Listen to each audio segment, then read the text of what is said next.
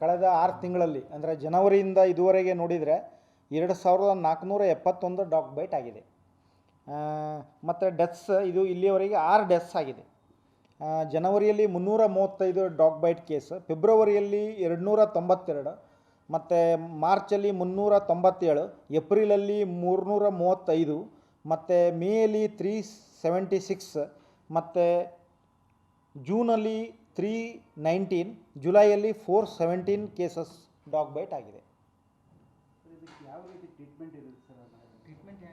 ಇದಕ್ಕೆ ಡಾಗ್ ಬೈಟಲ್ಲಿ ನಾವು ಡಾಗ್ ಬೈಟಕ್ಕೆ ಆ್ಯಂಟಿ rabies injection ಏನು ಮಾಡ್ತೇವೆ, ಬಂದ ಕೂಡಲೇ ನಮ್ಮಲ್ಲಿ ಕ್ಯಾಸುವಲ್ಟಿಯಲ್ಲಿ ನಾವು ಏನು ಮಾಡ್ತೇವೆ, ಬಂದ ಕೂಡಲೇ ಆ್ಯಕ್ಚುಲಿ ಡಾಗ್ ಬೈಟ್ ಕೇಸಲ್ಲಿ ಫಸ್ಟ್ ನಾಯಿ ಕಚ್ಚಿದ ಮೇಲೆ ಇಮಿಡಿಯೇಟ್ಲಿ ವಿದಿನ್ 24 hours ಒಳಗೆ ಅವರು ಅದು ವ್ಯಾಕ್ಸಿನ್ ತೊಗೊಳ್ಬೇಕು. ಆ್ಯಕ್ಚುಲಿ ಜನ ಏನು ಮಾಡ್ತಾರೆ ಅಂದರೆ ಒಂದಿನ ನಿಗ್ಲೆಕ್ಟ್ ಮಾಡ್ತಾರೆ. ಯಾರಿಗೂ ಯಾಕೆ ಡೆತ್ ಆಗ್ತದಂದರೆ ಒಂದು ಸಲ ರ್ಯಾಬೀಸ್ ಬಾಡಿಯಲ್ಲಿ ಪಸರಿಸಿದಾದ ಮೇಲೆ ಏನೂ ಟ್ರೀಟ್ಮೆಂಟ್ ಮಾಡಿದರೂ ಅದು ಫಲಕಾರಿ ಆಗೋದಿಲ್ಲ. ಹಾಗಾಗಿ ಏನು ಮಾಡಬೇಕು, ಇಮಿಡಿಯೇಟ್ಲಿ ಜನರಲ್ಲಿ ನನ್ನದು ಕಳಕಳಿಯ ವಿನಂತಿ ಏನಂದರೆ, ಯಾವಾಗ ಡಾಗ್ ಬೈಟ್ ಅವರಿಗೆ ಆಗ್ತದೆ ಇಮಿಡಿಯೇಟ್ಲಿ ಅವರು ರನ್ನಿಂಗ್ ವಾಟ್ರಲ್ಲಿ ವಾಶ್ ಮಾಡ್ಕೋಬೇಕು.